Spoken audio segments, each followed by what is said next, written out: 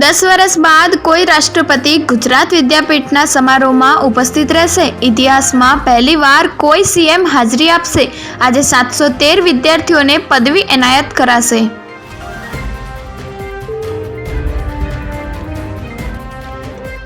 ગુનાઓ આચરીને 100 કરોડની કમાણી કરી ઈડીએ 4 આરોપીઓને અમદાવાદની વિશેષ કોર્ટમાં રજૂ કરી 5 દિવસની કસ્ટડી મેળવી। ડિજિટલ અરેસ્ટ અને સુપ્રીમ કોર્ટની નકલી નોટિસો બનાવતા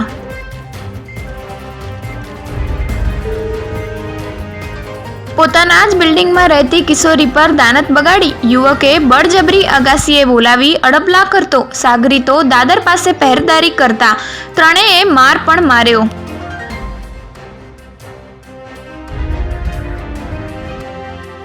રાજ્ય સરકારના કર્મચારી પેન્શનર્સને વહેલા પગાર પેન્શન મળશે। પગાર ભથ્થા 14, 15 અને 16 ઓક્ટોબરે તબક્કાવાર ખાતામાં જમા થશે।